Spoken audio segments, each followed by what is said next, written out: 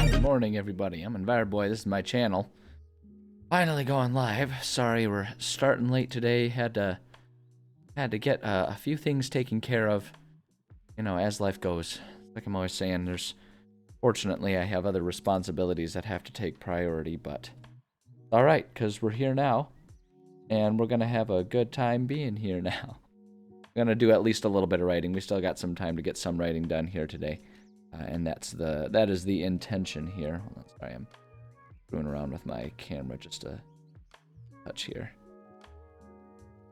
So yeah, let's go ahead and not waste time and let's get into it so we can try and get as much writing as we can out of the next, well, we got like 2 hours that we're gonna do some writing in here. That's still plenty of time to get plenty of stuff.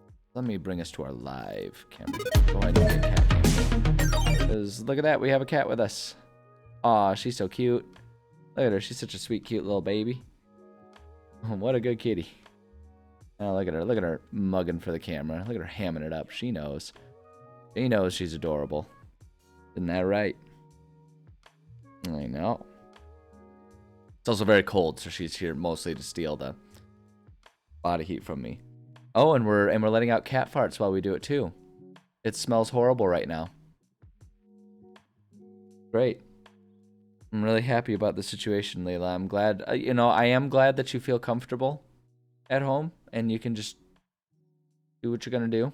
That makes me happy to know you're that comfortable. That said, maybe you know, keep that one for when you go off to the litter box. A little much. Okay, it's dissipating. I think it's dissipating. Yeah, seems to be dissipating. Oh my god. Ugh. Okay. Anyways, do some writing. I'm gonna break from our usual pattern. So normally we like to start off with a little bit of a creative warm-up by doing our runes and stuff, but I think I'm going to have us bypass that for today, just because we're limited on time, and I really want to try using some of these dungeon templates here. I want to try some of these out and see how they, not dungeon templates, these just new templates in general. I just want to give them a try. And I kind of actually want to start with this territory one, and I want to see if we can't maybe reapproach our whole sort of campaign outline using this. A lot of it can be copied and pasted. And so we might do a fair bit of that this morning. But I wanna give that a try. I wanna see how this works. I wanna see if it sort of fits. Excuse me, I apologize. Sort of fits what my intentions are for it. See if it works as well as I'm hoping it'll work. Because that's the thing. We can sit here and we can analyze and work on these things all day long. Apply this action to its subpages. No, I just want to copy this one page. We're gonna do, so this is going in the 4, so let's just try pasting here. We're going to, well, the subpage, this, boy, that's doing the exact opposite of what I wanted to do. So we're going to instead paste it down here at the bottom. I don't. Okay, hold on. The thing that we can do is we can promote that one. So now that's because it's just a copy of this one. So now this one's the copy. The original has become the copy. It's fine. It's whatever. It doesn't matter. Doesn't matter. And I'm going to put this right here. Nope. Promote. And then promote again so that it's own page. Good. Now we're going to call this one E4 because the E4 is the hex that we're working with in my big sort of overall map. And so that just kind of helps us with our locational understanding. Look at her. She's kind of in kitty bliss right now. She doesn't really care that my arm's like all up in her grill. We're quite cozy and comfy here, this cat. Now we're gonna do E4. And we're gonna say alternate. And so just so that we know that this one's the alternate version of it. And we'll go from there. So just to give it a shot, because if it doesn't work, we can get rid of it. It's no problem, right? It's no problem. We can just do that. So yeah, let's see here. So description. Look at this territory. This will be a broad descriptions of what the climate environment is like. Here's cold or hot, plants or rocks, other bodies of water. Give a couple of paragraphs to describe what one might experience during a long drive through the area. Remember the senses: sight, sound, and smell. Oops, are we all done? We might be done. 2D here might be all done for now. Or maybe not. We're just gonna sit right here. In which case, we can just still hang out with her for a little bit. Watch, she's gonna immediately run away. So yeah, so let's start with this. So just the description of this. Here. Land, we'll say, I don't know, I'm trying to decide how poetic I want this to be. Like, is this descriptive? Like, is this textbook descriptive? Or is this, like, creative writing descriptive? You know, I guess I'm leaning more towards creative writing because it's more fun. We'll say, this land may have once been more kind and forgiving to its inhabitants. But if that was ever true, it certainly isn't anymore.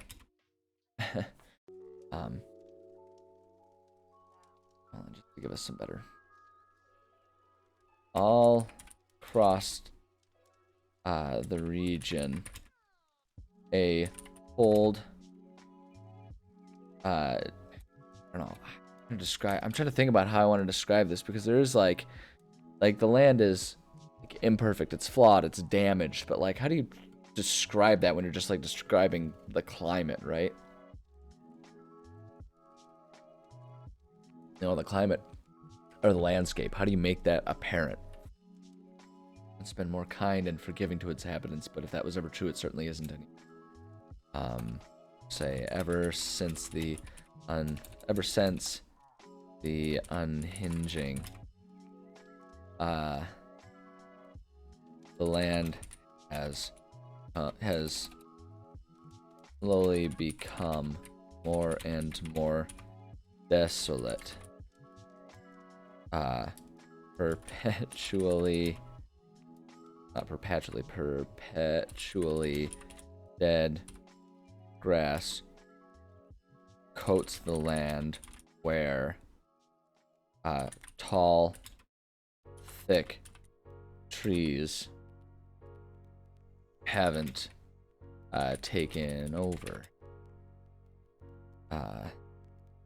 Through the summer months, clouds that we'll say clouds that rarely rain fill the sky, while snow falls at a near constant rate as soon as the winter months arrive. To the south, where it is warmer, the grass slowly, I will say, gonna go. I think she's gonna go hang out on the couch. There she is. See? Look at that. Cat Cam. Cat Cam is perfectly versatile. And follow the cat wherever it needs to. That's been her favorite spot lately, over there on that couch. Nice and warm and snuggly there. You know, now that, like I say, we're getting cold. To the southward is warmer. The grass slowly becomes greener in the summer months. But even so, it is hardly important to the few inhabitants of this region, as the dangers presented by the wilds, we'll say by the wilds, leave all citizens well and truly contained in the city of Rhodanos. Some will try to live among the I feel like I need to capitalize the wilds. It really is like a proper noun, right? It's not like people. It's what they call any place that's out there. So it's kind of not, but it kind of is, right? Like it's an actual title that people have given that part of the land, right? It is the wilds. You go out into the wilds, right? It's not like, as if I feel like if it weren't a proper noun, it would just flat out be the wilderness or something along those lines. So I think it's appropriate to capitalize it here. Some will try to live among the wilds, but it is a harsh life that few can maintain for long. The freezing winters and unproductive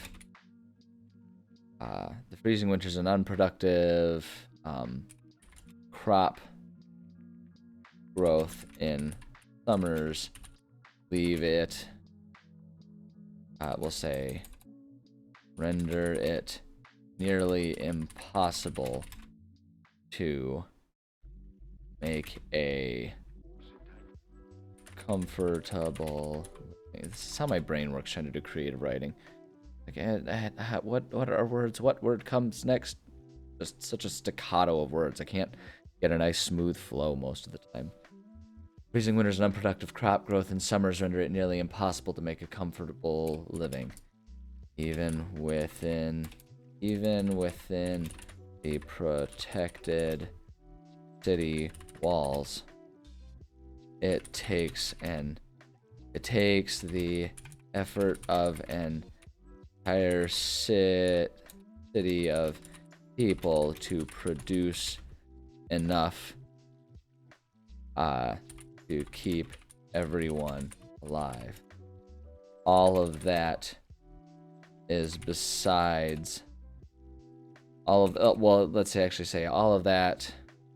of that is besides the largest threat, which are the creatures that roam wilds. The mental monsters fill the forests to the north, while the snow adjusted knolls, dubbed snolls by the local citizens, while the forest, while the snow-adjusted knolls, dubbed snolls by local citizens, wreak. What is it? Wreak? Yeah, there it is. Wreak havoc among the grasslands south. Grasslands to the south. These monsters pose a near constant threat to the inhabitants of the city of Rhodanos. They're a constant threat to the inhabitants of the city of Rhodanos as a war for dominance and survival wages between the two groups.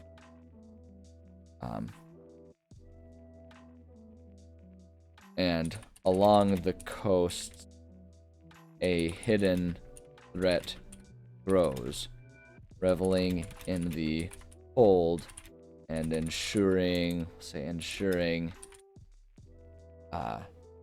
that even the death of all inhabitants here is not the death of life in the region at all.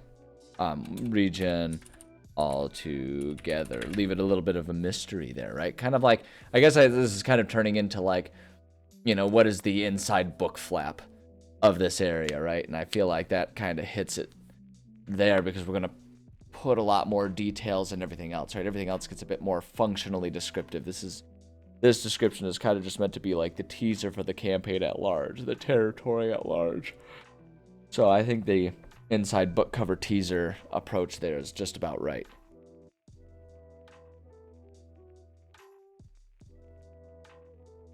There we go.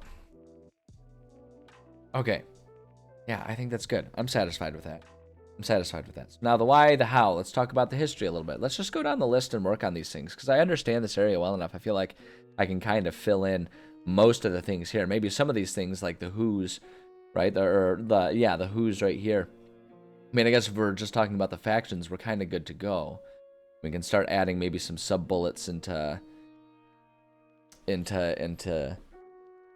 some of the other parts of it, like, you know, who are the important people. I mean, we got the leaders of the factions and all that kind of stuff. Let's do is/are the leader / leaders. Right, we can do that. So that way we can sort of accommodate for having multiple different important people in a faction if we want to do that as part of the description of it. So we can kind of get there. But let's talk about some history here. Place to put the history of this part of the world. You can just kind of delete that. That's not anything that needs filling in. Kind of teeing ourselves up, pre-unhinging. Talk a bit about what this area was like before the unhinging. Offer a paragraph, all the who, what, where, when, and whys of this time, right? So I guess the easiest way to do that, who were the prominent factions of the area? Major city, criminals, monsters, you know, things like that. So what we can do is we'll just kind of do, so let's do a paragraph for the who, and then we can like edit and modify it as we need to, but we can kind of just like build a narrative with, like I'm saying in my template here, a focus of like a paragraph, like each paragraph kind of focuses on one aspect of these things. So we'll say prior to the unhinging. The unhinging. Need to get in the habit of capitalizing the unhinging. That's definitely a proper noun. That's a discrete event that happened. Prior to the unhinging, this part of the world wasn't actually much more inhabitable than it is in modern times. It's in modern times. Originally founded by a human group of settlers, this part of the world was never meant to be a prosperous one. In fact, the primary reason for any inhabitation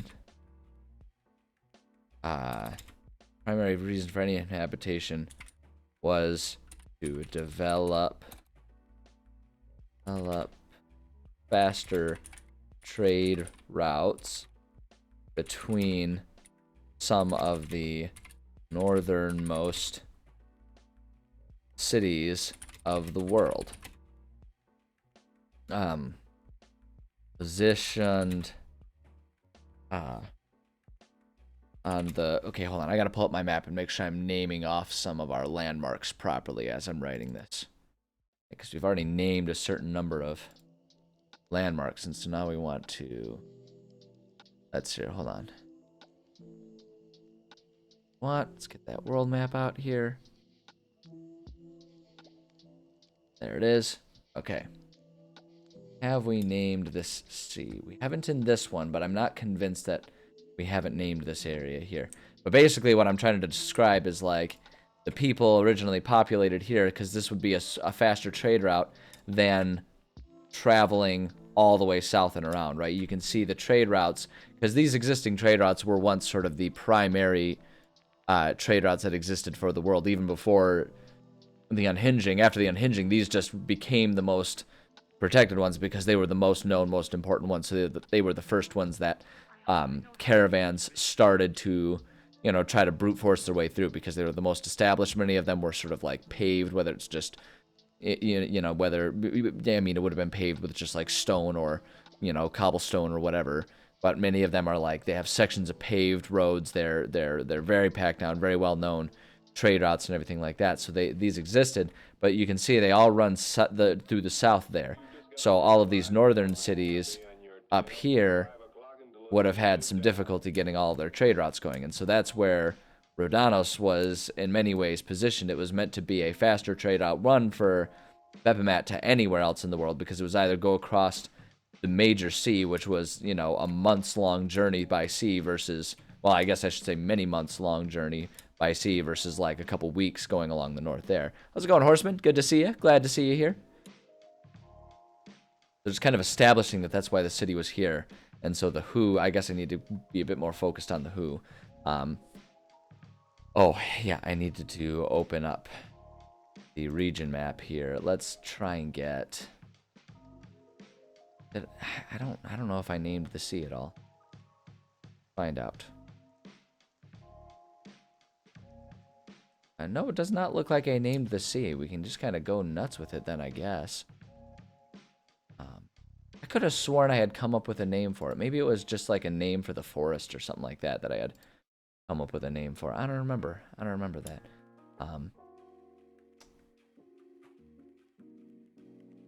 Yeah, so I guess just like, let's come up with, man, I don't know if I can come up with a good sea name. Let's go ahead and find fantasy name generators. Let's go to one of my favorite resources in the world. I love this thing. Places and locations. Let's see if we've got a good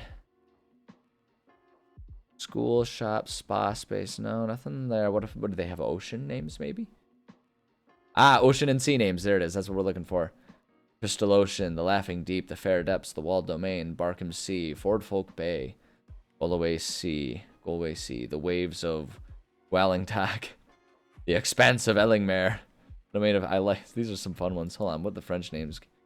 I don't think we'd go with French name. The Wasting... Ooh, I wouldn't mind something like the Northern Tides or something like that.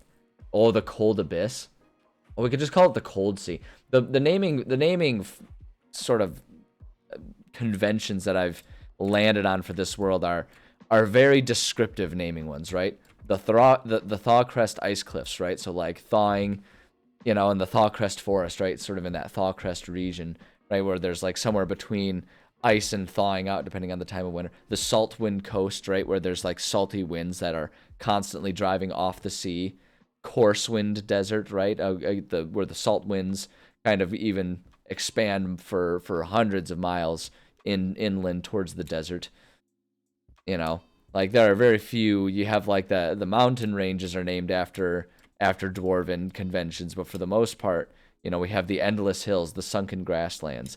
Things tend to be very, very descriptive. I like the Frost Marsh. That's a cool area. One of these days I'm going to write something down in there. That one's a fun one. The Gloomy Coast. So I'm thinking something like the Frozen Sea, right? It's like maybe this whole thing is the Frozen Sea. I kind of want to add a label to that too, just to make it sort of a a permanent thing. I think I'm gonna do that. Add a label. I'm doing it. You can't stop me. I'm doing it. Okay, so hold on. I need to figure out. Got font size 60, font color, and then Metamorphosis is the font that we're using here. So font size, go with our 60 there just to match our own conventions.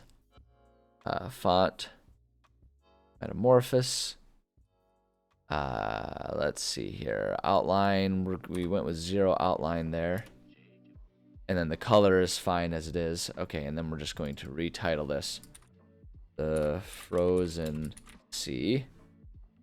Let's give it a little curvature just to kind of match our conventions here. And maybe this, just make it off center. We'll put that like right along here. Actually, that positioning is just about perfect there. That whole thing is the Frozen Sea. And then maybe, oh, and we can call this this little area so this kind of looking like a hooked finger that comes down, right? Like that part of the map kind of looks like a hooked finger. Maybe they would have called that one like the like Ice Finger Bay or something like that. I don't know. I actually kind of like that. I'm gonna go with that. I'm gonna go with that. Positioned on the western coast of the Ice Finger Bay. We'll say Rhodanos was founded by settlers looking to improve travel times between between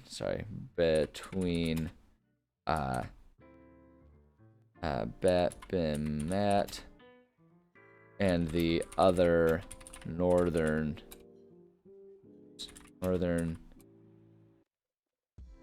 oh, it's northern. I was gonna say, I was like, how do you spell that one wrong? There it is. It's missing R. Between Betbimat and the other northern cities of Theoria. The city was never a comfortable one to live in, but with constant streams of trade goods moving through it, the people survived without struggle. Inhabited primarily by humans, many dwarves seeking to leave the it's the Tholmuldur Mountains that are over here. Oops, no, shoot. Oh man, I'm goofing it up. Oh god, I'm messing it up big time here. Making sure that we just got the labels there. Okay, good.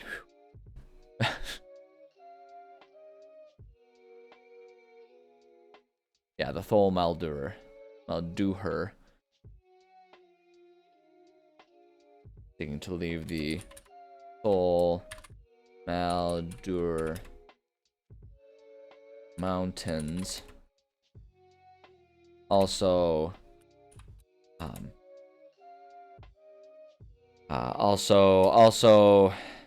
sought. Oops. Sought. Man, oh man. Struggling right now. Sought to make new lives in the city as well. Over time, it became a refuge for a wide variety of folks from around the land due to its isolated nature and general attitude of the people to mind your own business and get to work. So it's like, it's not exactly like explicitly a criminal hangout, But a lot of people make their way there, whether it's because they're a criminal or just looking to get away for one reason or another. Many people found their way to that city because the city didn't really care who you are. It required all hands on deck. So as long as you were willing to pull your weight, you were welcome there, and no one really asked any questions. And that's kind of how I imagine the city being.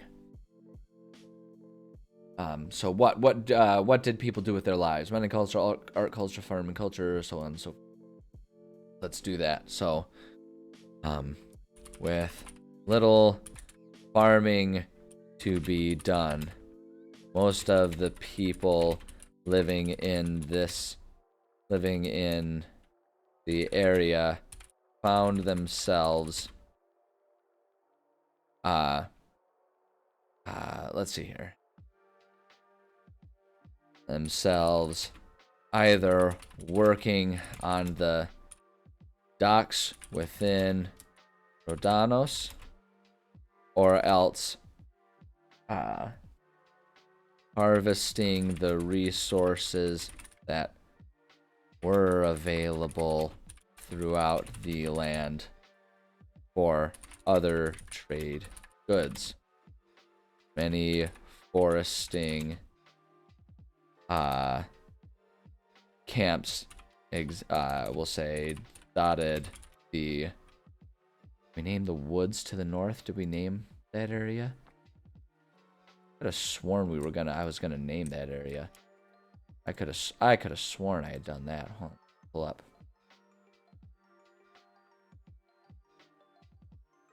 Do it in here maybe? I guess not. I could have sworn I spent some time. Maybe it's just on a different version. Maybe I need to look at a different iteration of all these maps. Let me see here. I need to do it. OneDrive here. Let's see what we can find. Let's go check out maybe this one.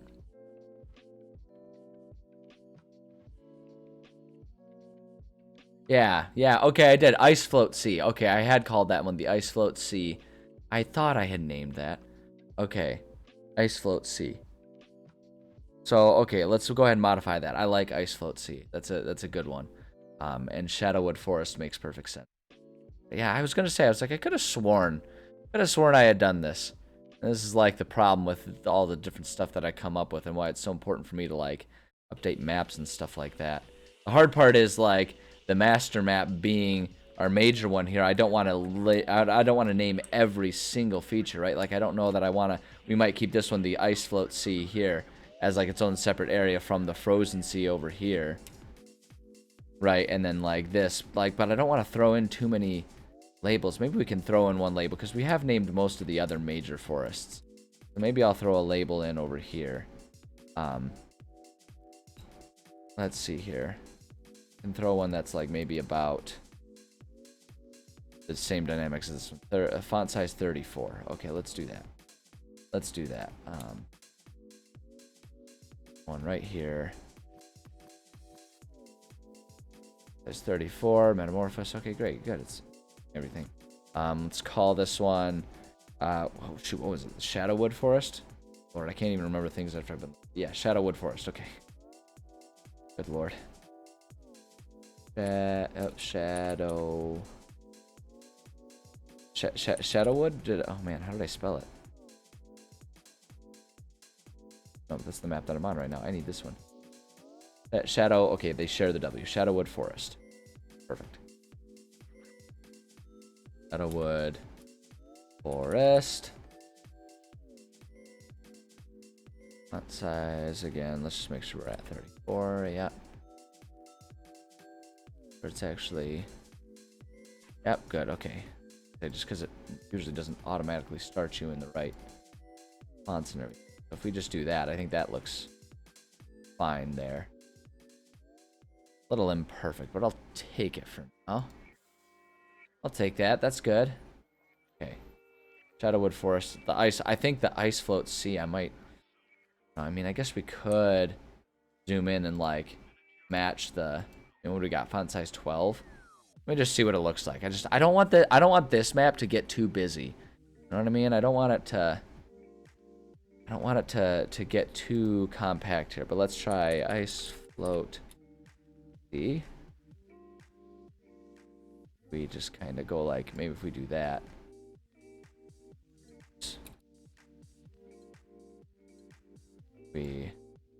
That right over there. Oops. Boom, there we go. I think that's okay. I think that's okay. I think it's pushing it. But I think that's okay. And I can always change it. I can always get rid of it if I decide that it's not doing it for me. Either of those. Always just kind of ditch them. Nothing wrong with that. I actually think... Yeah, I'm gonna leave them. I am gonna put them there. I think I might actually want to put this more so up here, and it's just understood. Or maybe if we put it like right there, it's understood that this whole area here is the ice float sea. I kind of wish that this program had the ability to, like, if you zoom out far enough, it'll like nix labels of a certain size, and the more you zoom in, it'll focus in. And I know they make programs that do that. I'm just already committed to this one, and I like this one. So, a feature I wish I had, but that's okay. The other thing I'm wondering with our Shadowwood Forest here, the thing that's funny is like what actually bothers me isn't necessarily how cramped it is, but like the fact that it hangs off of the land area here. I almost like that a little bit better, even though that kind of interferes with our Lost Lands label. Maybe what we can do is we can adjust our... Oops, gosh darn it. I'm bringing it back to this one. I wonder if we can just... We just do that. Maybe that'll make it look a little more. I like that. Okay, I like that. I like that. Save that. That's an acceptable change. I think that looks okay. Yeah, it looks really good. Okay, good. Okay.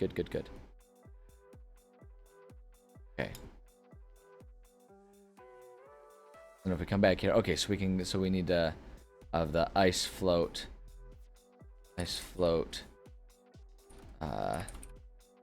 See, Rhodanos was founded by settlers. Okay, yeah, so perfect. Okay, many foresting camps dotted the Shadowwood Forest, harvesting many different types of wood, including the valuable ironwood trees that grew in abundance deep within the forest. Mining cities were common among the fields where ancient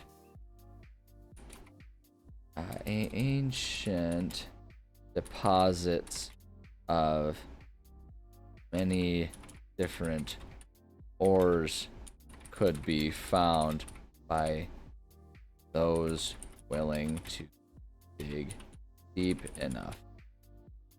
Okay, let's see here. Within Radana started harvesting the resources that were available throughout the land for other trade goods. Many foresting camps out of the Shadowwood Forest. Let's see here. For these reasons and for the harshness of the climate, there was always limited artistic culture within any of the local cities, large or small, with only the most depressed and macabre of artists finding inspiration in such a bleak landscape.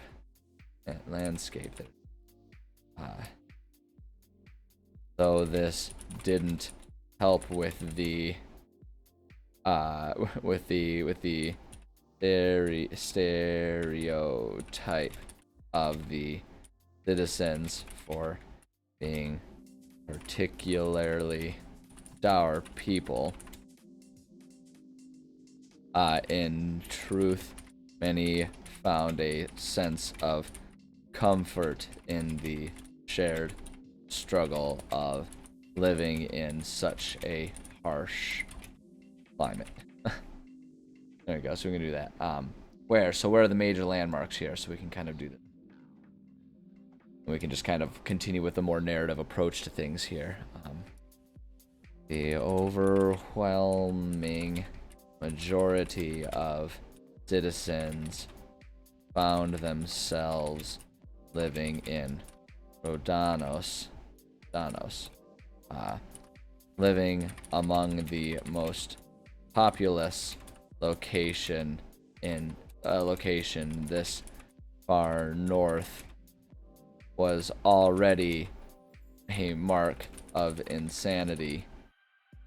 So branching out further took an even greater level of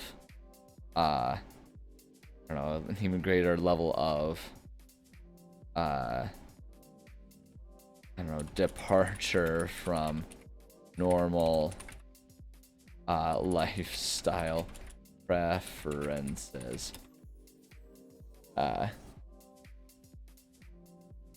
Few cities aside from Rhodanos ever amounted to much beyond small hamlets developed strictly to service the needs of the people working in whatever mining or logging operation was operating there. Go.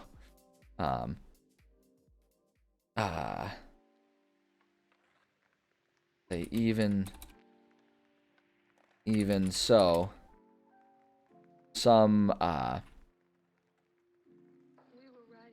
larger cities began to appear along the coasts and deep in the forests in the northern parts of the city.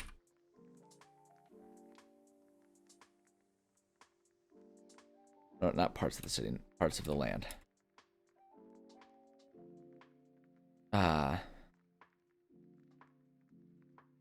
Even a tourist location was developed. Okay, have I named? Pull up a map. I don't think I named. Really not there. Yeah, it wouldn't be there. It doesn't even show up there. There's like an island over here. We haven't named this island. I feel like this area here would have its own name and its own titles, right? This island. Call this one. All I can think of is like Isle Royale, because where I live, there's in the very northern part of the state, there's a place called Isle Royale that's kind of a touristy area. It's a very challenging place to live in. You have to be ready to do winter camping for pretty much for a good 9 months out of the year that one might go up there to camp. But it's a popular one to go to because it's got some unique wildlife that can be found, because it's a large island, but it is an island, so there's kind of like some unique types of wildlife things that happen, and so it can be a really cool location for people who are super outdoorsy. So a lot of people will like do camping tourism and stuff up there. So it's like I can imagine something similar being right there, but I got to think of a cool title for it. I wonder if I'll bet you. Hold on. Place and location. They have island names. They got island names. One Dry Refuge, Decaying Chain, Ebony Peninsula, The Peaceful Chain, Town Isles, and Timing Haven, Put Lodge Refuge. Well, I like Refuge. I like Refuge. Hold on, we call it the Ice Float Sea, right? So let's call it the Ice Float Refuge. I'm gonna do that.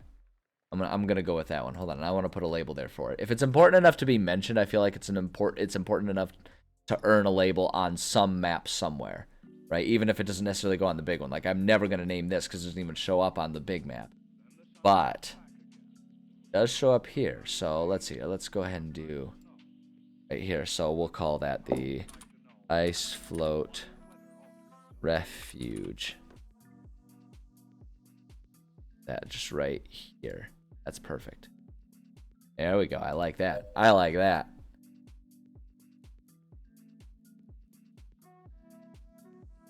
Excellent, excellent. Okay, yeah. Then coming back to our description here, even a tourist location was developed on Ice Float Refuge for those looking to challenge themselves to a true wilderness experience. Many elvish or elven, many elven travelers would visit this island as part of actually, you know what, we'll say, I'm not gonna say elven, we're gonna say shamanistic. Many shamanistic travelers would visit this island as part of various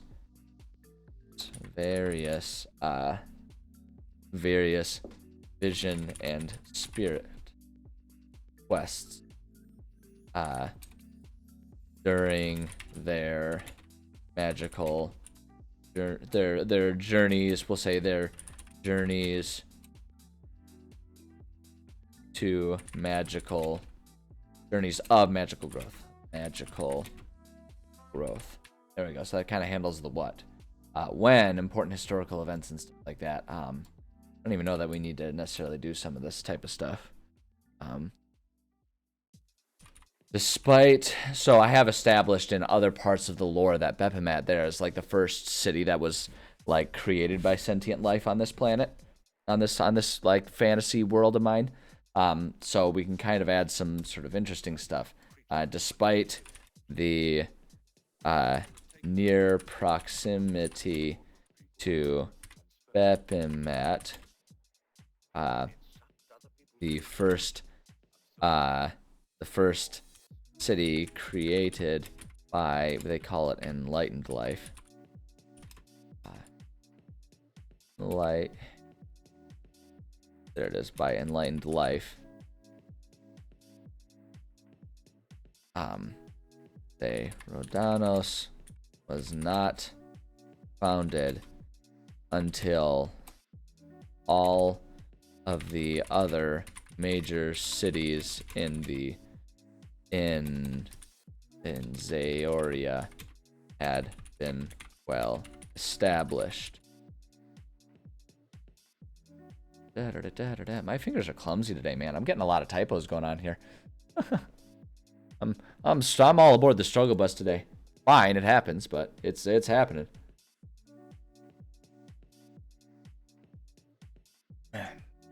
Okay. Rhodanos was not founded until all the other major cities in Zaire had been well established.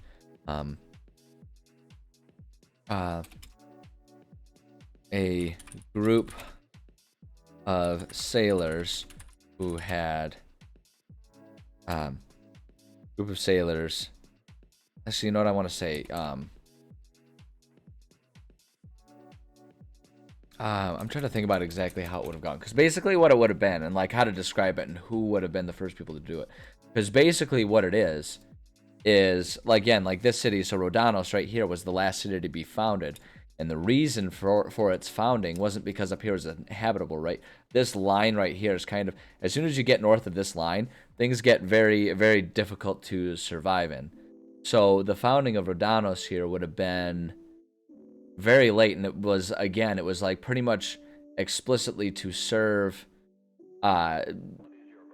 trade between Koningheim, Bosvik, and Yushnoi over here, like all these cities, without them all having to basically travel south first to do so. How's it going, Crisanti? Good to see you. So it's like that would be like that's why it was founded. So like I'm trying to think about who would be the founders for that. I feel like the founders for that would be, honestly, like maybe a merchants guild or something like that in Bepimat that are like, look, man, we want to trade this. Like, we've got many goods. Or maybe it's like they want some of the goods from Koningheim and they want to be able to have better access to it. So they would like maybe commission a group of people to go and establish a city, right? They would like fund this journey to create a dock, a port city over here that could serve. So I feel like that's what it would be. It would be like a merchant's guild. I think that's the most probable thing. You mentioned that there was that the kitty was in rough shape, but I haven't heard any updates beyond that. So hopefully there's good news. Let's see here. Rhodanos was not founded until all them tired of long waits and limited selections. Long waits and we'll just say long waits and other limitations to trading with the northern cities of the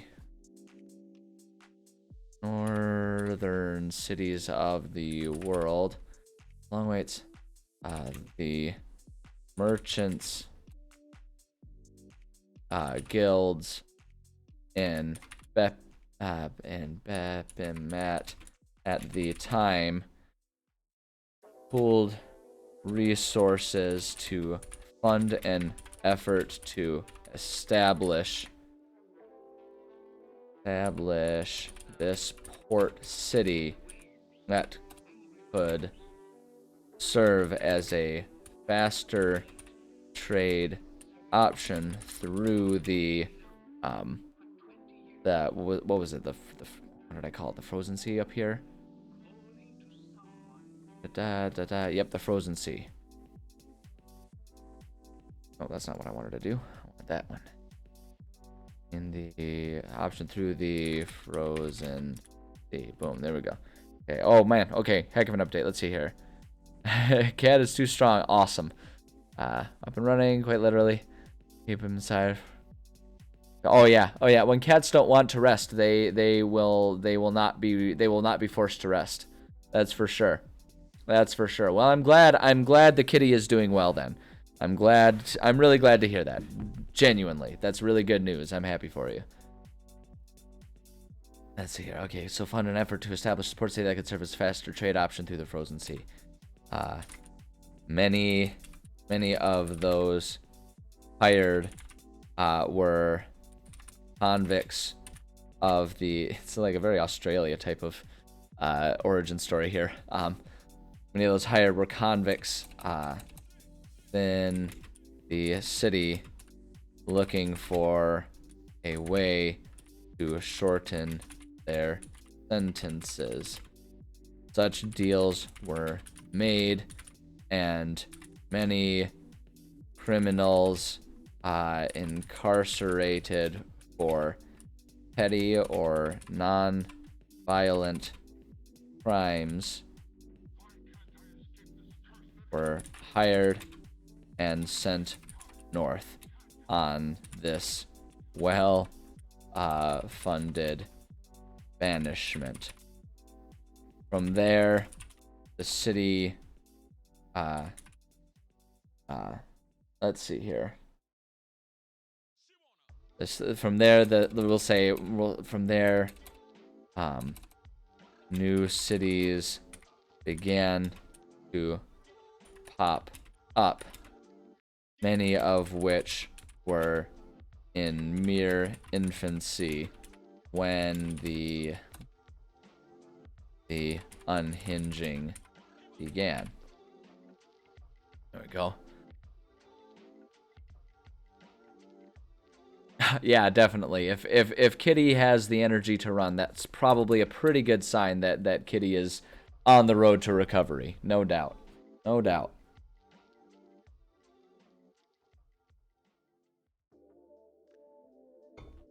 Yeah, okay. And so then we just need to do the why. Let's see here. Though founded as an experiment, the gamble paid off, and trade through Rhodanos grew rapidly and firmly established the city as one of the most important in the world. Let's see here. As the city grew, so did the pride among the founders of it, creating a culture of finding honor in the hard work and ability to survive in such a harsh climate. Though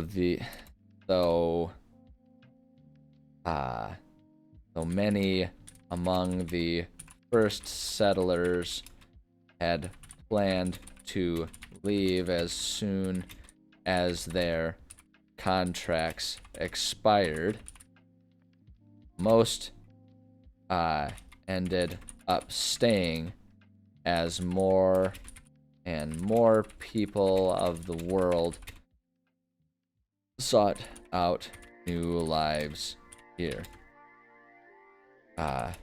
Though life was consistently difficult, the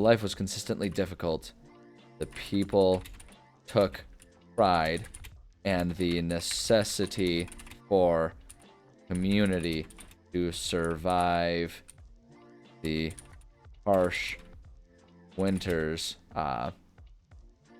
resulted in a deep-seated sense of acceptance that runs deep among all citizens. Actually, although I gotta be consistent with my tense here. We're talking past tense. That ran deep among all citizens. If an individual showed up and did their part, no other part of their life or history mattered. All were welcome to work together to keep the city going. Boom. That's like the nature of the city, and it's like I feel like establishing that history for Rhodanos is actually a really important thing too, because I feel like when I think about the harshness of the city, right, of the setting as I've established it for the sake of the campaign that we're actively writing right now, right, where it's like the city is dying out, you know, despite the fact that everything has been particularly harsh and challenging for this city compared to the rest of the world.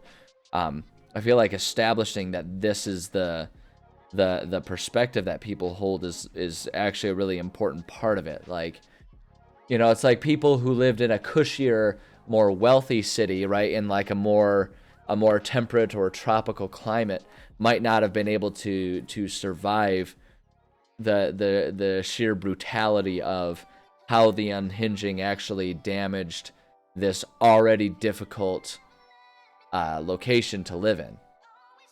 Like, I feel like this history actually really informs a lot of how the city can survive through this campaign, because where this campaign begins that we're writing is, it starts off with, we're talking like 500 people or so, you know, 500 to 1,000 people left alive in this city that was once like a major booming city. We're talking about large areas that are just sort of derelict and abandoned because there's just no more people left, right? Like, the city is slowly dying out, and like, it's kind of understood that as the population diminishes with every generation, right? Like, they can't keep up with as many new people, you know, they can't produce as many children as they have people dying every year, to the harshness of the world, in this post-unhinging world, right? And so it's like, but I feel like if it weren't for this sort of stalwart determination to survive that's just like rooted within this city,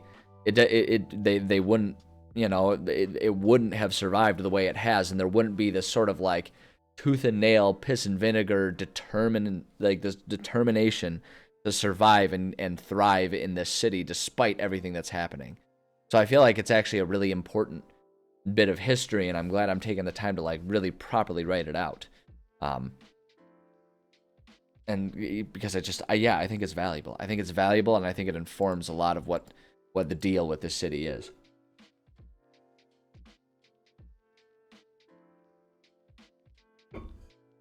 Oh yeah, that's good. That's good. I like this. I like this, and I like this level of history, because like the thing about it is, that's like I talk about. Is this stuff going to be relevant? Am I going to read all of this? Is this going to be super necessary for the sake of writing a D&D campaign? Oh god, no. Oh god, no. This is stuff that I wouldn't really even present to the players per se, like, let alone stuff that they could accidentally skip or choose to skip or whatever, right? This is stuff that just isn't even part of it. Like, this is history textbook that if they wanted to sit there and read in the library, I could offer them excerpts of this and like give them information about them learning the history of the city or something like that, right, at best.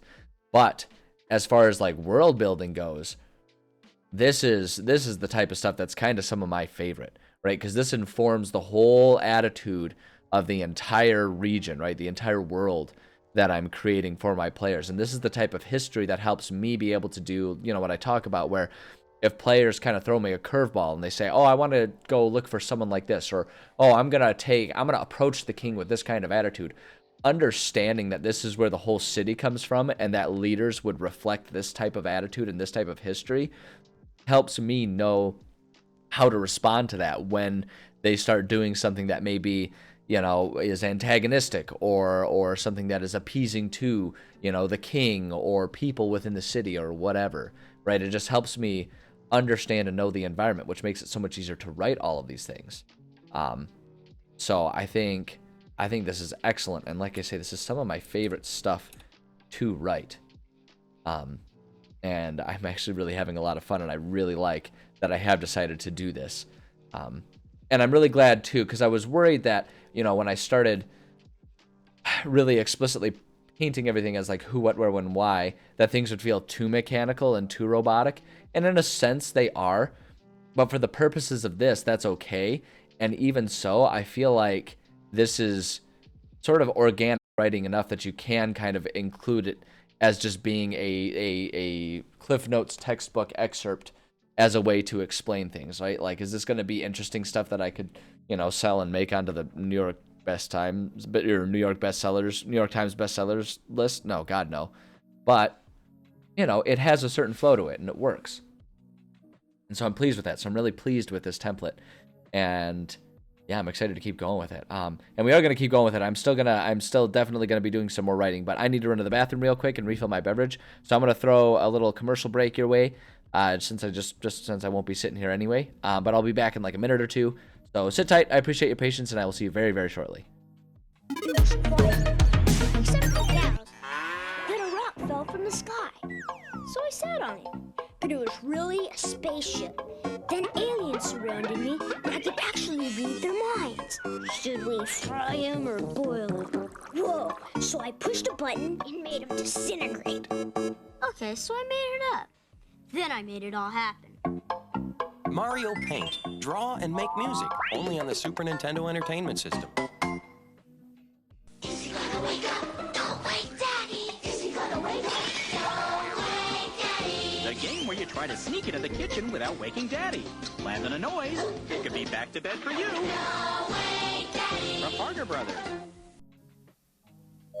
Gross! Hi, I'm Dr. Dreadful, and this is the Dr. Dreadful Food Lab. Makes lots of gross things, and then you eat them. Dr. Dreadful's monster skin.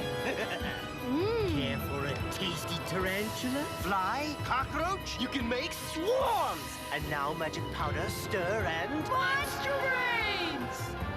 Fruity! The Dr. Dreadful Food Lab makes gross things again and again. It's totally dreadful! Imagine the perfect video store. It would have a great selection, right? Right! Over 10,000 videos. 3 evening rentals, so no rush, no hassle. Fast checkout. 24-hour quick drop return. Open late every night. Well, the perfect video store Welcome to Blockbuster Video. is popping up all over the country. There's one near you. Blockbuster Video. Wow, what a difference. It's the 4th of July. Get off my back!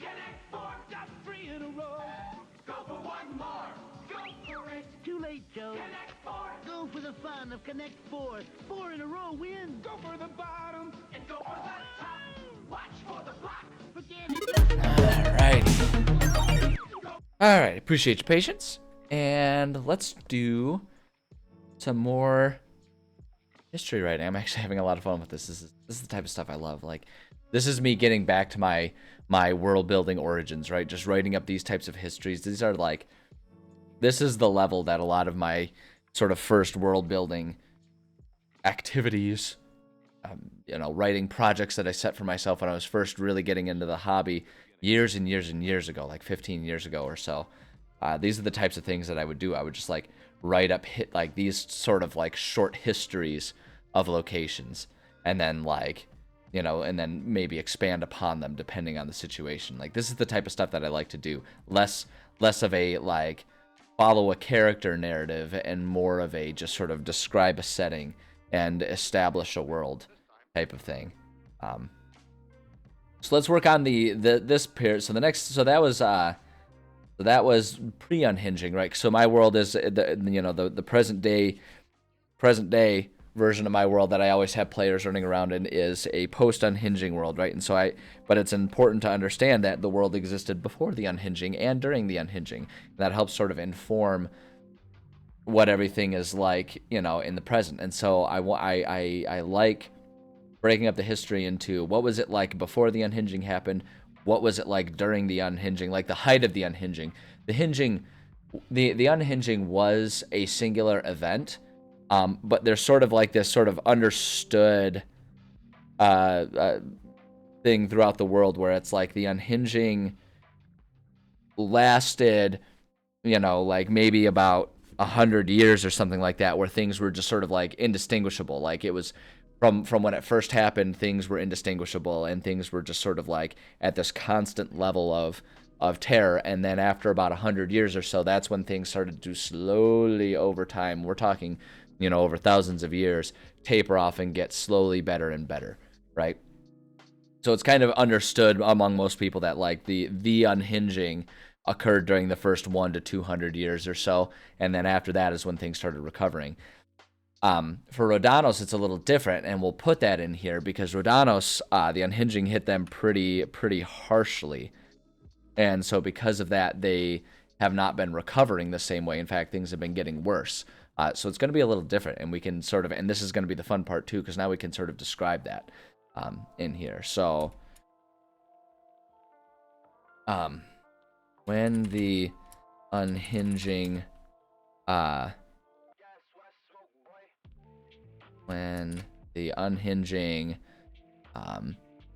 how's it going, Dr. Sartor? Good to see you. Glad to see you here. The doctor is in indeed. The doctor is indeed. There it is. There's the pun. There, when the unhinging first began, the people of Rhodanos, didn't even realize things were changing for let's say for a few weeks. The formidable nature of the area made it so that when monsters first started appearing at the gates,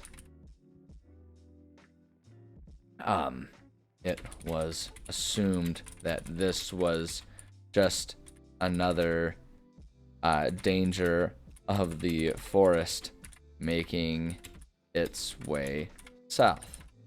Nice, working on a character, sounds like fun.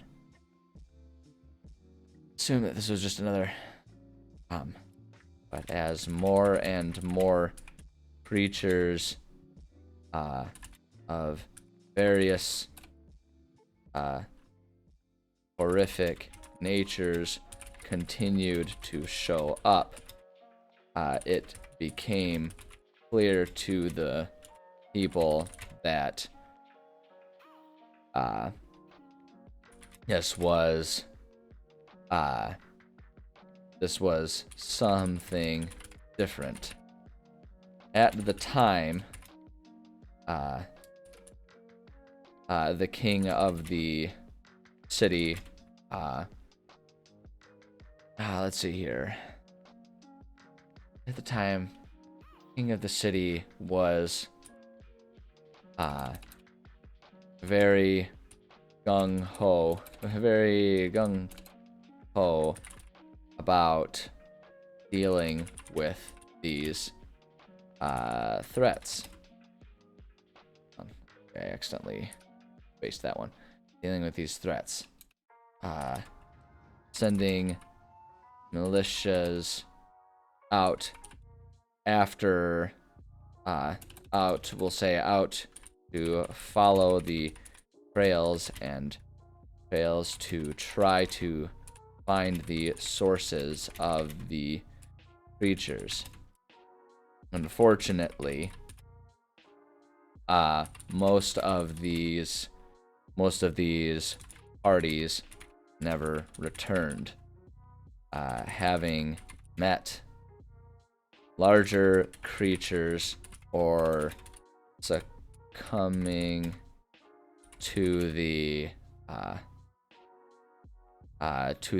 magical energies of the various interplanar rifts that the monsters were coming from. Oh. And Desmond Kraken. Quicksilver Kraken. Ooh, I like it. I like it. Very nice. Planar rifts that the monsters were coming from. Let's see here. Once it was understood the level of danger that they were facing, the attitude of the city was changed to one of guarding the city walls and simply surviving within. At first, there were groups that dissented to this approach, but as refugees from other cities in the outlying areas began seeking seeking safety within the walls, the tune shifted, and everyone agreed that survival was the most important factor. Boom, there we go. Now I'll fight level 3. Commodore with the Ring of Water. Walking and Coiling Grasp Tattoo. And 2 uncommons. Very nice. Very nice. Interesting. Interesting. I like it. Alright, let's see here. During this time, the functions and the functions of the city changed drastically. We'll say trade caravans and trade ships from other cities halted. We'll say as trade caravans and trade ships from other cities halted, it became necessary for the people of the city to learn to grow adequate crops for survival within the harsh climate of this land. It was difficult and took the efforts of many farmers and wizards combined to create modified crops. But in the end, it worked, and the people began finding ways to live well despite being completely cut off from the rest of the world. The city also developed a knack for reusing and repurposing items as the flow of resources from the outlying cities halted as well. The city became self-sufficient, and though luxury was a far-off dream, survival had been obtained. At least for a while. There we go, boom. And you're pirate up in the crow's nest. Stays an elf followed by a decently sized ship. Next minute, there's a hole in your hole. From the elf shoots cracking like tendrils made of mercury into it. It sounds like you already have a level 20 character at that point in time. Good lord. Good lord. That's a powerful character.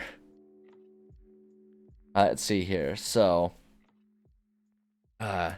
during this time, all inhabited locations other than Rhodanos slowly either retreated to Rhodanos or fell altogether.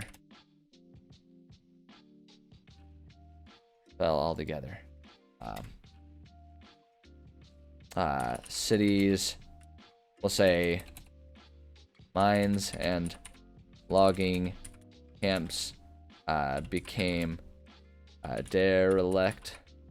Derelict? Or is it derelict? I don't know. Derelict? There it is. I knew it was some sort of mix of those things. Fair and the Shipwrecker doesn't play. Clearly not. That's something. All right.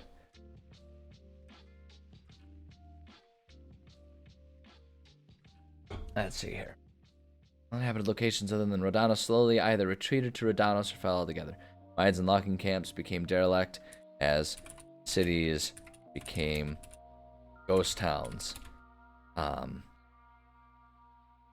Let's see here. I mean, that's kind of just it during the unhinging. It became the purview. How do you spell that? Purview, maybe. It became the. Yeah, I'm just gonna change that sentence altogether. Only the bravest of scouts and adventurers. Only the bravest of scouts and adventurers would even dare to leave the city. Dare to leave the city. And even then, they wouldn't stray far. There were some efforts to leave by boat, but any that even made it past the horizon before beasts from the sea depths sank them never returned. Boom, there we go. Echo Knight, by the way, there you go. There you go. I guess that makes sense. Let's see here. Efforts to leave by boat. Any that even made it past the horizon before the beasts from the sea depths sank them never returned. The city became an isolated place with the rest of the land falling to the wilds.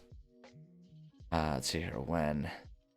So the when. This one's a little less necessary here. We can just kind of say for this one.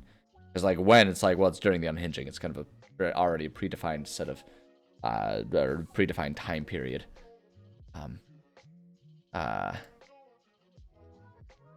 yeah, we can kind of say, we can still kind of talk about, so, like, I feel like the when for a region like this would kind of be along the lines of, like, when did it start to heal or recover? And in this situation, it would be a little different. So we can say, as time passed and most of the world began to slowly heal after the unhinging, the world, let's see here, this northern land surrounding Rodanos, this northern land surrounding Rodanos only became more inhospitable. The monsters began to organize and grow smarter, eventually becoming the Snoll army that the city still faces today. Let's see here. As magical energy continued to flow from the rifts between realms, the magically altered crops in the city struggled more and more every year. The city has continued to decline as the wilds continued.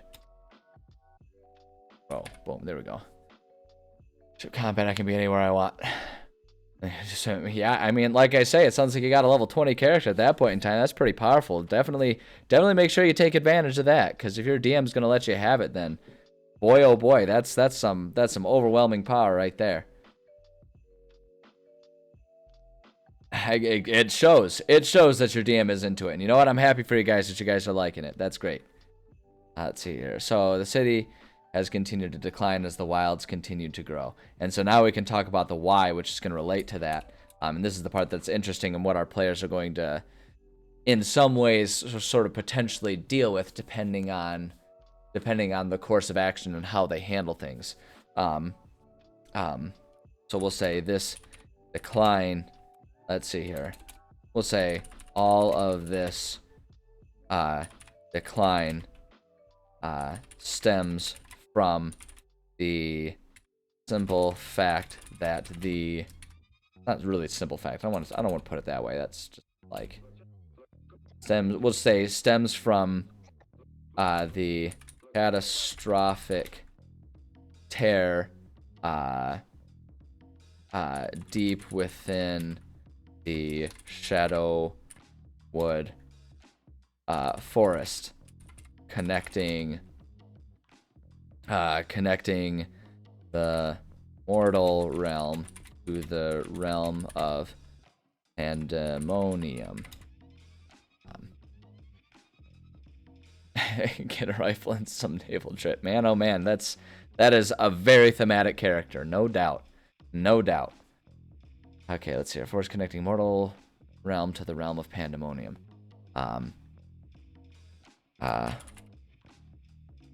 We'll say in many ways, the Shadowwood,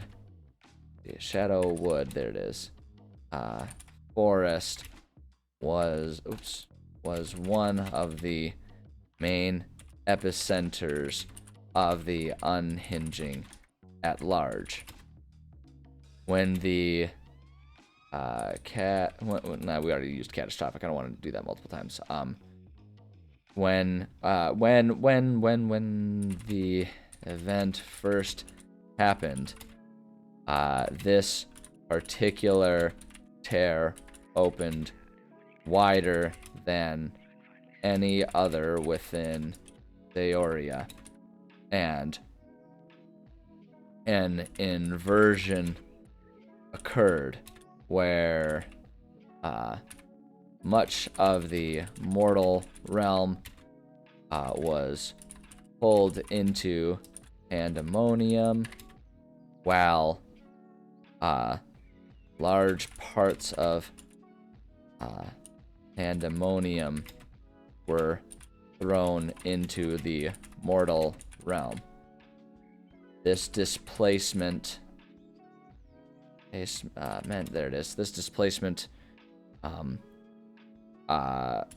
forced the magical energies. How do I want to describe this? Because the idea is like it's an inversion, right? It's like the realms are almost inverting, where it's like this.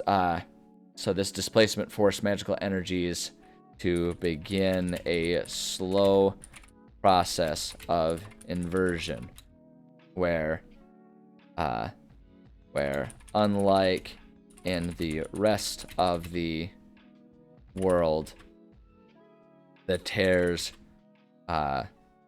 began to close while magic was pulled slowly back to its original home.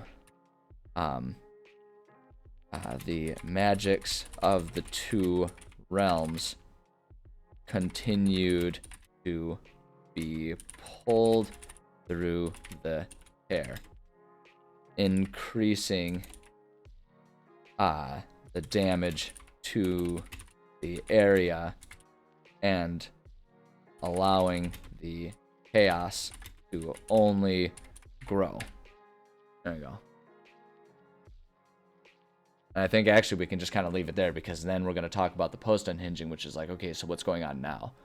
So, notable features: Misty Sap for being electric elf, water walking, teleporting with echo shenanigans, shooty pang pang, and the ability to weave Quicksmith into tendrils.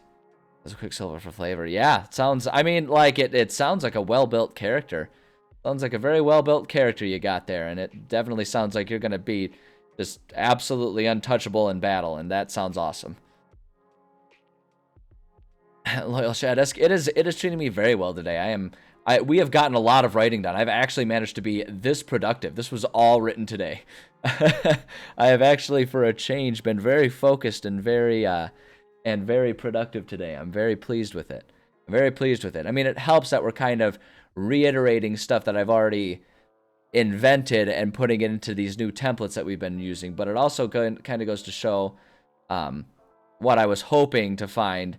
It's a proof of concept of what I was hoping, in that these new templates that we've been working on the past couple days would do exactly what I wanted them to do and help with the creative flow. They're clearly doing their job. And that's the part that I'm really pleased about. Like, I love that I'm getting a whole lot of writing done, but mostly I'm really happy that these templates are really helping to guide my creativity, because it's a lot of times what I need. It's like I talk about a lot. I know a lot of people, and myself included, can struggle with that situation where you've got so many ideas you don't know where to start. And so for me, the templates are a really good way to sort of like focus that creative excitement, so to speak. And it's been working, and I'm pleased with it. I'm really happy about it. So it's been good writing so far. Good combat, good roleplay. The magic guns in full. Yeah, there better be some sort of cannonballs or something to deal with you, because otherwise you sound kind of like it's basically just Poseidon going nuts there with the character that you built. So so it's good that there's something that can still take you down. Otherwise, there's no threat. There's no game. All right, let's see here. So post unhinging. So now this is where we start talking about what this land is like today in modern times. And so this one will be kind of the most pertinent to the game. This is all, so that's the funny thing, like I was saying, this is all stuff that it's good that I like, this is the type of stuff where it's like I was saying, I take satisfaction in doing the world building, not just having my players encounter stuff. And so I love doing this type of background information, because most of this information is stuff that the players may never encounter, not even just because they might miss it, but because it's just not relevant to a campaign. This is all like world building stuff. But I love doing this stuff. I have so much fun doing this. Damn, let's break a shit and I'll break a shit. Yeah, like I say, it's on the DM. If you're creating an overpowered character, then as long as he's okay with it, then it sounds like you got a great game. So yeah, post unhinging. In recent times, how has this location changed? Or paragraph to all who, what, where, when, why is this time? Exactly. Alright, so talking about the who. So here's where I need to start kind of checking in, because I'm reiterating some of the stuff that I've already written up. I need to start checking in on some of the stuff and make sure I keep making sure we keep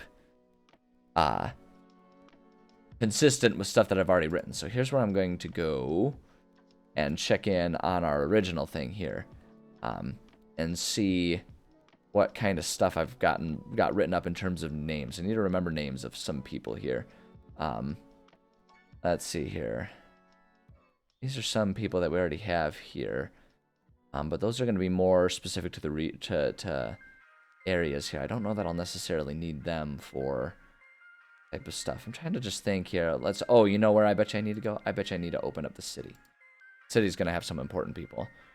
Damn, we have a monk. Just a monk. There you go. There you go. Yep, that crazy monk doing stuff. I believe it. Let's see here. Democrat, we don't need that, but here we go. Yeah, so here are a lot of the people here. We don't need all of these people, but sort of King Beric Norvir here. He's an important name, so I'm just going to copy that and just paste the name, and then we can write around it and put it where it needs to be. So actually, no, we can just open up with that. King Beric Norvir is the current ruler of Rhodanos. He leads the people as best he can, though it is well known among the people that that life in the city appears to be coming to an end without any reasonable hope of escape. To the sea, the the giant creatures of the depths stand guard, stopping any ship that dares to that dares to approach the horizon. Not horizon, no horizon. There's to the horizon. To the north lie the forests that are known to hold unknown and terrible dangers, and towards the fields are the armies of Snolls that threaten let's see, the armies of Snolls that the city can barely defend against, let alone hope to fight through.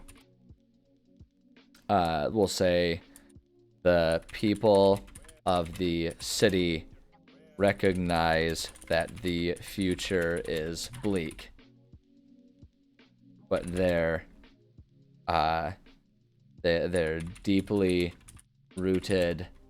Their deeply rooted culture of survival against the odds keeps them going and is the hope they cling to, despite despite the tolling of the proverbial bells. Boom, there we go. Add something a little poetic to it.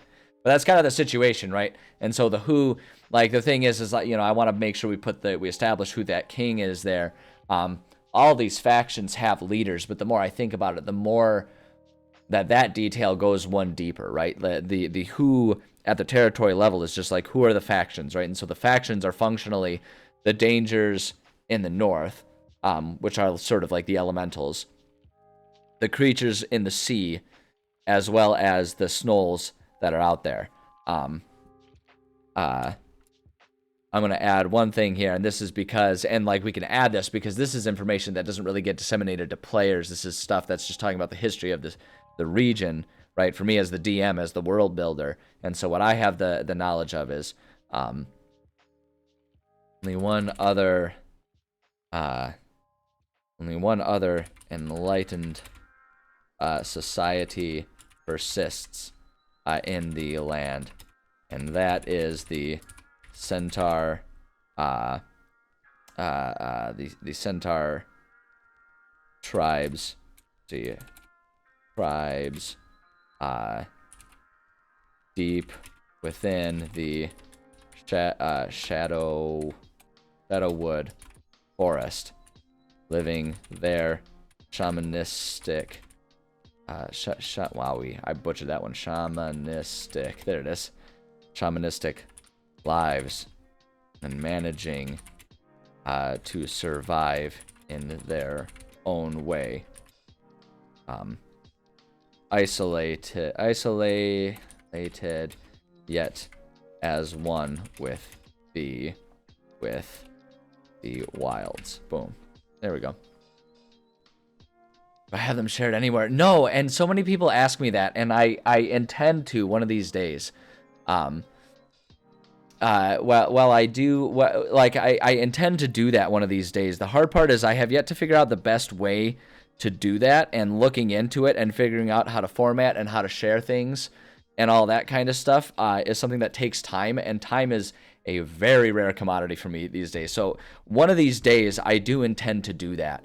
And so many people have asked me, and I find that super flattering, and I'm more than happy to share my templates and stuff. And I think probably what'll end up happening is I'll just create an entirely separate OneNote notebook that I'm fine with sharing, that's like separate from the stuff that I use, that I can just put copies of all the different templates and stuff in there. because I like I say, I know that people have been interested. I've been asked that by many people. So one of these days I will. One of these days I will.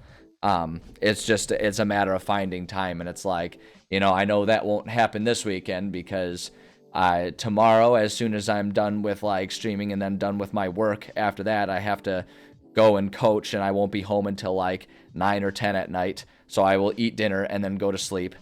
And then the next morning, I have to get up in time to meet up with people that I'm going to go do some weekend activities with, and that'll keep me out all day. Again, I won't get back until dinner time, and even then, it might not even be till after if we all go out and do stuff. So Saturday's shot, and then Sunday I have to get up bright and early so I can go coach and everything like that, and then I have to be able to have time to just do all my housekeeping stuff, and then we're back to Monday.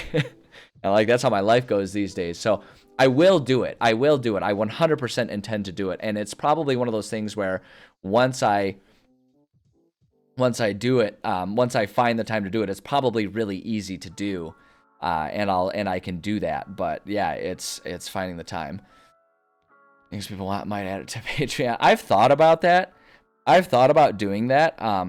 And like I feel like if I were doing more, providing more than just the templates that I use, I would do that. Like if I get to a point where I'm wanting to share, because people have asked me just for the modules altogether, and if I get to a point where I'm ready to take the time to format and distribute modules, I might set up a Patreon in that situation and just have there be like Patreon, like, you know, bonuses and stuff like that for when I release modules, right? You can get those at a discount or something like that. Because if I do the modules, those take so much time. I'd want to put them on like, you know, Drive Through RPG or something like that, or DM's Guild or whatever, depending on, you know, the requirements that I can and can't meet for either of those.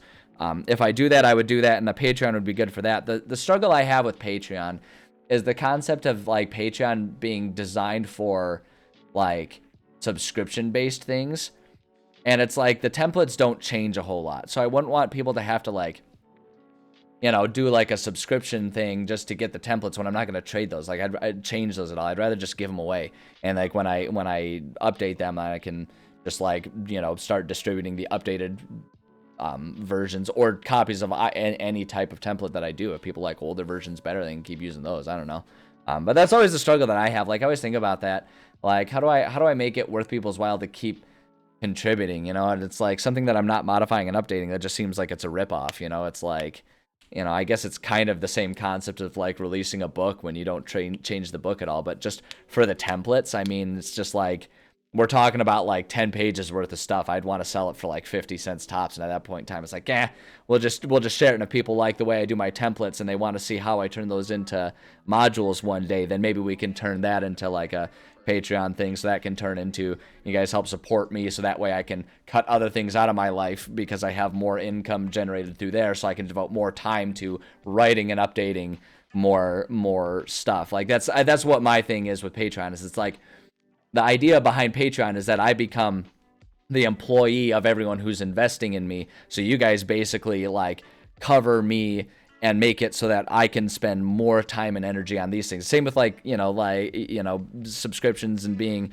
you know, a streamer on Twitch. It's why, you know, I'm totally fine just doing Twitch for free, because largely speaking, it's just me goofing around. But if enough people start supporting me, the idea is that it's so that I can make this a more professional part of my life and cut out other professional parts of my life, right? So it's like that's the trade-off. And if I'm working for you guys, I want to provide a good product for you guys, and the templates just doesn't feel like it would be a reasonable product to expect pay for to me. You know, that's just me being like, oh yeah, no, this is just like, this is a checklist of everything that I try to do when I'm writing things, and just kind of doing that. So I don't know, it's a bit of a soapbox rant and stuff like that, but that's yeah, no, I mean I appreciate the insinuation that my stuff is good enough for people to pay for. I really do appreciate that.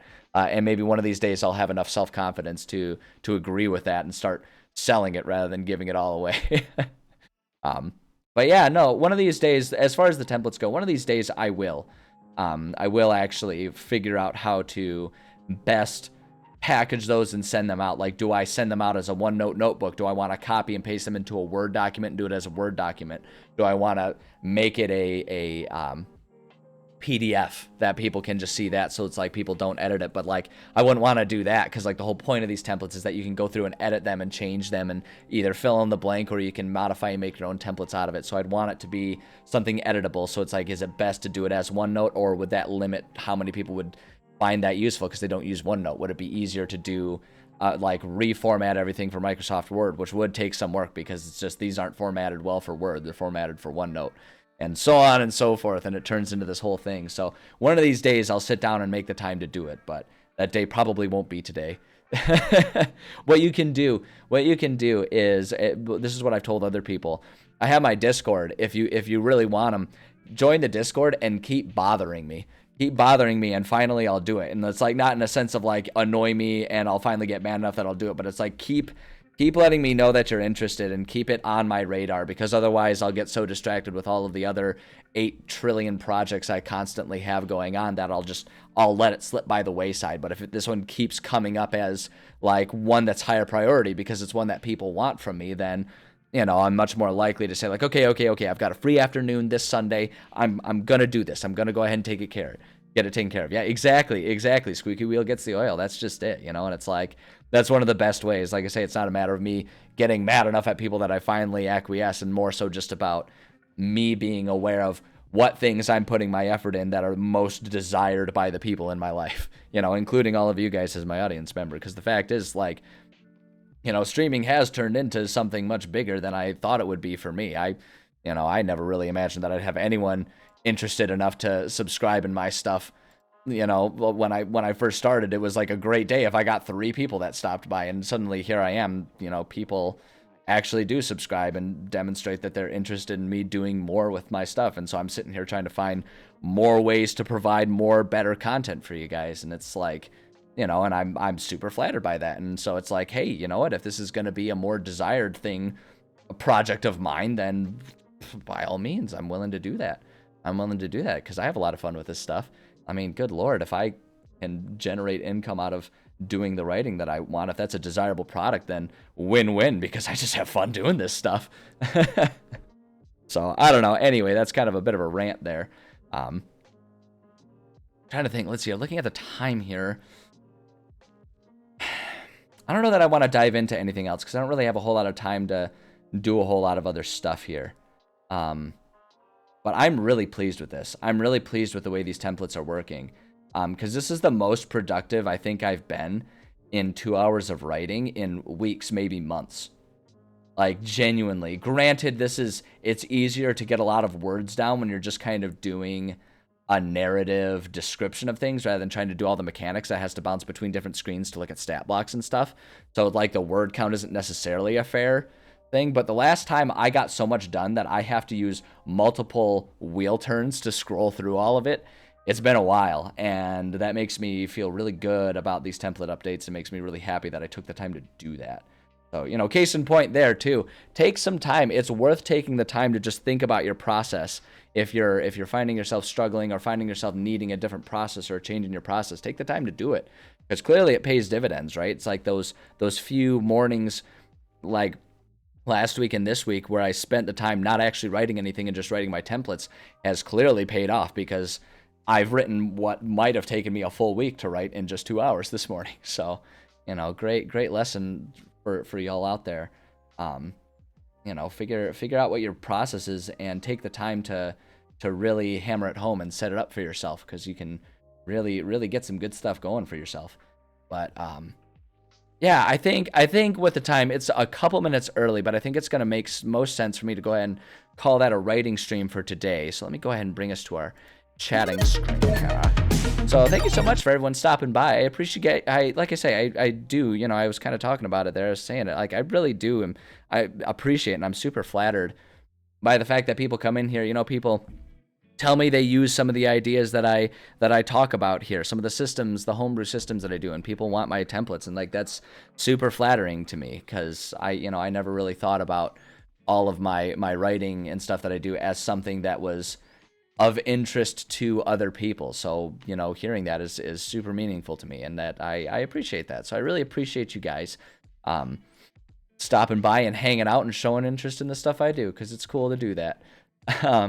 Let's see here. Today is Thursday, And I should be back tomorrow as well as this afternoon. So like what's going to happen here is I'm going to take an hour break just to rest my voice a little bit, take care of a couple things around the apartment here. And then I'll be back this afternoon. I'll be back in about an hour, and we're going to play some video games. I'm going to play some Fallout 3. We're going to finally get back to our games with Belinda. I feel like it's been a while since we played with Belinda because I've been busy and I've had to cancel a couple gaming streams lately. But we're going to finally get back to some Fallout 3 this afternoon.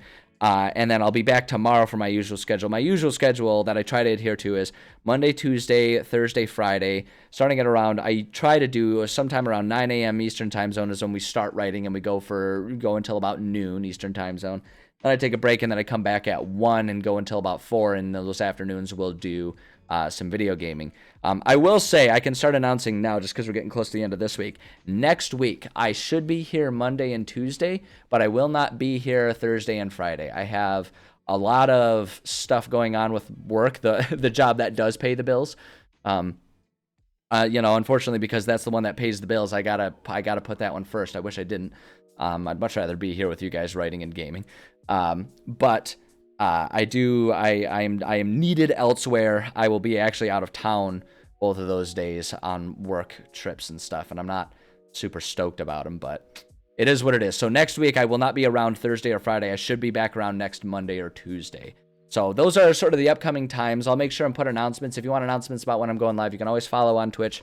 You can get hooked up with the Discord, and you can also follow me on Twitter. I usually try to do announcements about when I'm going live on Twitter. So whichever is your preferred method of getting notices, I do my best to remember to use them. So you can find me at those places to get announcements. Yeah, that's what I got. So thanks again so much for stopping by. I appreciate all you guys. I really do feel fortunate that I have a really awesome, supportive audience, and that's just is, like I say, it's just infinitely flattering to me. I don't know. I'm in a grateful, gracious mood right now, and it's because of you guys. So thank you. Hopefully I'll see you this afternoon or tomorrow, or if not, have a great weekend. And whenever the next time I do see you, I'm excited about it. I'm looking forward to it. So take care of yourselves. I'll be back in a bit, and yeah, I'll catch you cats on the flip side.